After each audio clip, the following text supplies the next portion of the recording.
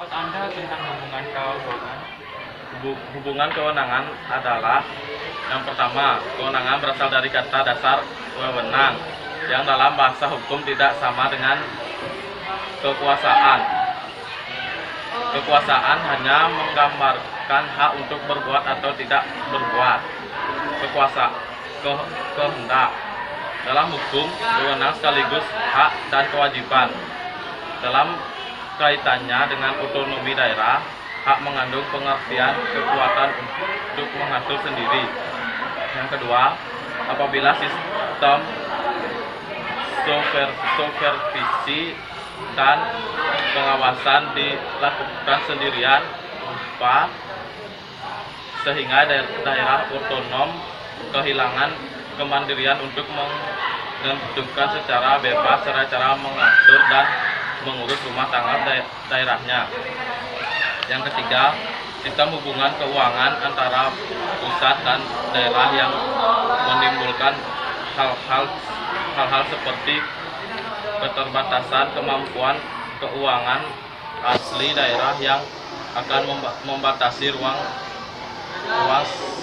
gerak otonomi daerah. Berikut kewenangan atau urusan daerah menurut Undang-Undang Nomor 22 Tahun 1999 tentang Pemerintah Daerah. Pasal 7 ayat 1. Yang pertama, kewenangan daerah mencakup kewenangan dalam seluruh bidang pemerintah kecuali kewenangan dalam bidang politik luar negeri. Kedua, kewenangan bidang lain sebagaimana dimaksud ayat 1 meliput kebijakan tentang pemanaan nasional dan pengendalian pembangunan nasional MOPRA. Sedangkan kewenangan atau urusan daerah dalam Undang-Undang 32 Tahun 2004 tentang Pemerintah Daerah. Pasal 10 ayat 1. Yang pertama, pemerintah daerah menyelenggarakan urusan pemerintah yang menjadi kewenangannya, kecuali urusan pemerintah yang oleh undang-undang ini ditentukan menjadi urusan pemerintah. Yang ketiga, urusan pemerintah yang menjadi urusan pemerintah pusat sebagaimana dimaksud pada ayat 1 meliputi A. Politik luar negeri, B. Pertahanan, C. Keamanan, D. Justisi, E. Moneter dan fiskal nasional, F. Yang terakhir agama.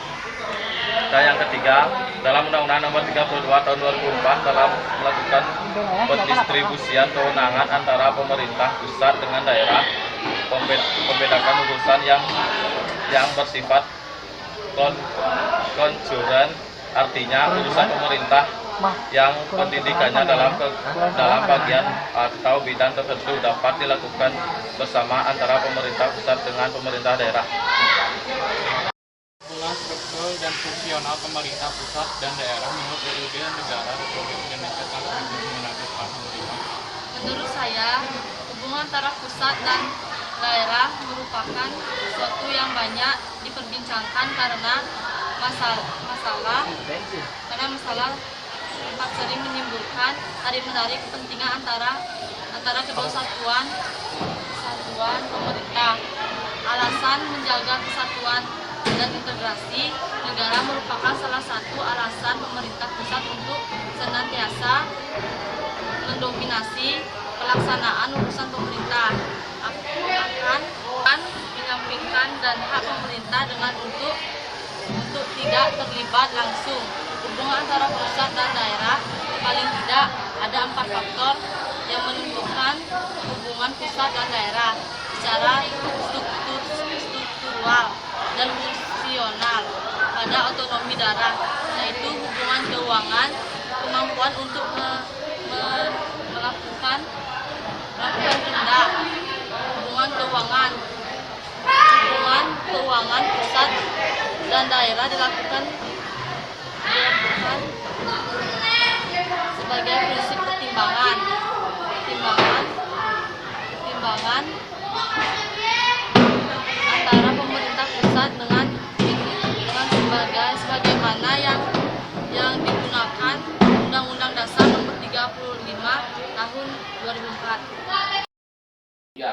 Om Swastiastu. Om Swastiastu.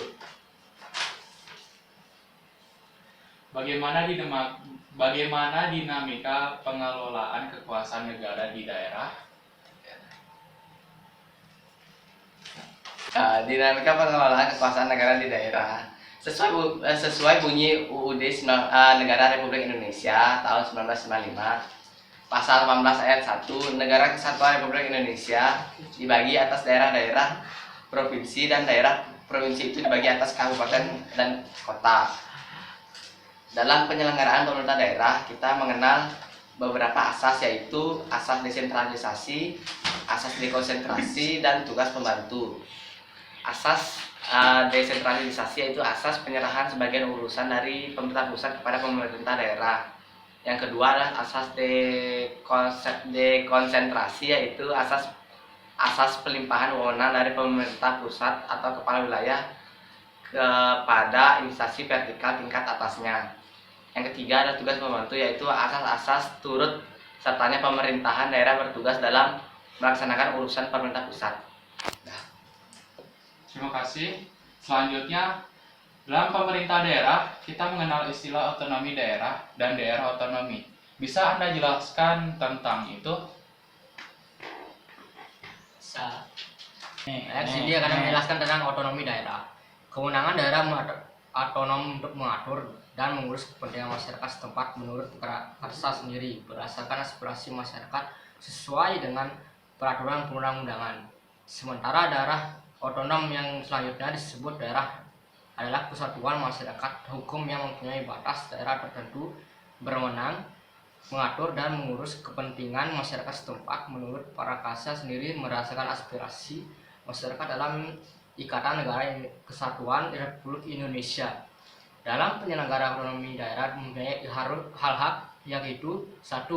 Yaitu mengatur dan mengurus sendiri urusan pemerintahannya. 2. Memilih pemimpin daerah. 3. Mengelola aparat daerah. 4. Mengelola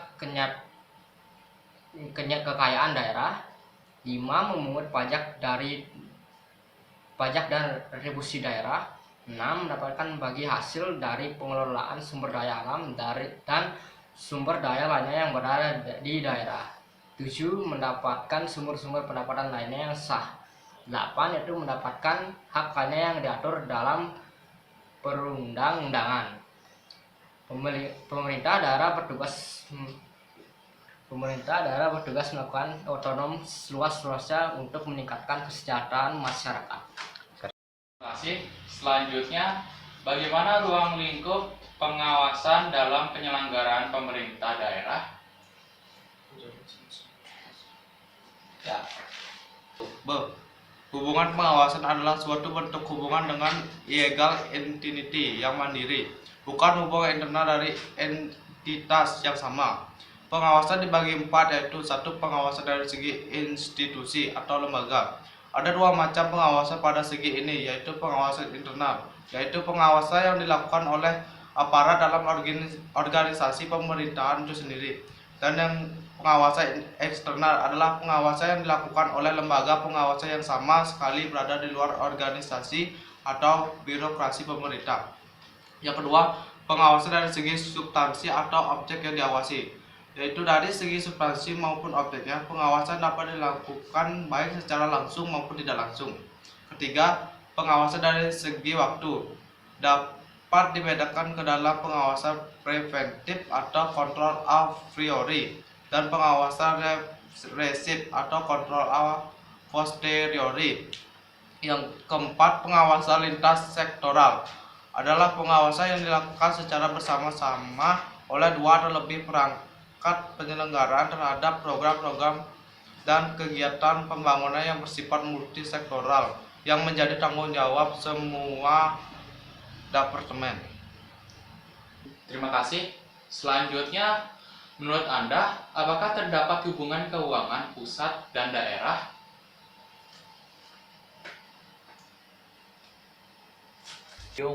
Hubungan keuangan pusat dan daerah dilakukan sejalan dengan prinsip perimbangan keuangan antara pemerintahan pusat dan pemerintahan daerah.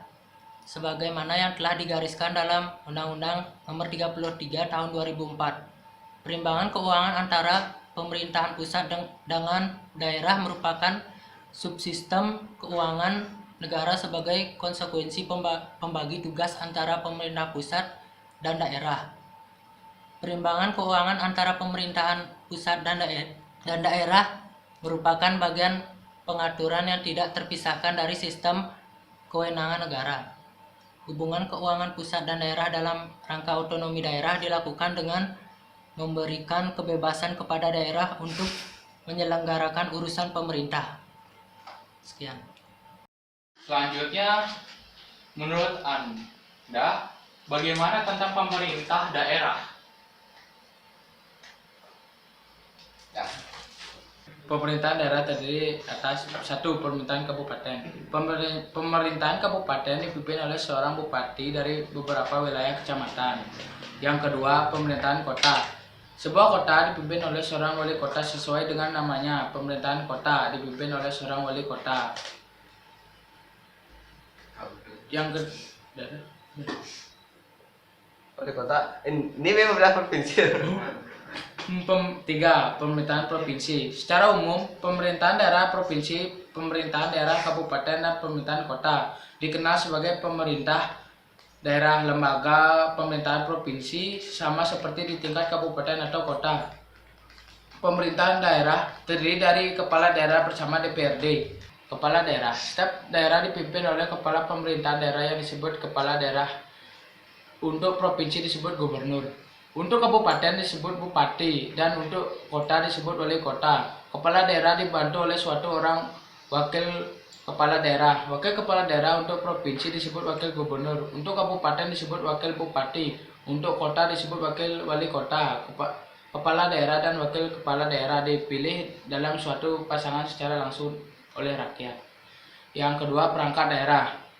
Perangkat daerah adalah organisasi atau lembaga pada pemerintahan daerah. Perangkat daerah provinsi terdiri dari sekretaris daerah, sekretaris DPRD, dinas daerah, dan lembaga teknis daerah.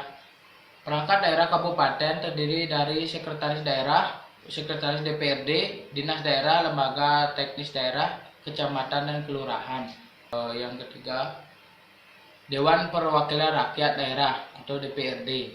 Dewan Perwakilan Rakyat Daerah merupakan lembaga perwakilan rakyat daerah dan berkedudukan sebagai unsur penyelenggara pemerintahan daerah. Kedudukan DPRD dipisahkan dan pemerintah daerah. Hal ini dimaksud untuk meningkatkan kerja DPRD dan meningkatkan pertanggungjawaban pemerintahan kepada rakyat. Berbagai produk hukum yang dapat dikeluarkan oleh pemerintah daerah seperti peraturan daerah dibuat oleh kepala daerah bersama DPRD. Kalau peraturan daerah di tingkat 1, pada tingkat 1 dibuat oleh gubernur bersama DPRD tingkat 1. Kalau perda tingkat 2 dibuat oleh bupati atau wali kota bersama DPRD tingkat 2. Ya, sekian. Kalau begitu kami ingin setelah kami menyampaikan pendapat kami yang tadi, kami ingin bertanya kepada Anda, apa saja yang diatur dalam perimbangan keuangan pusat dan daerah.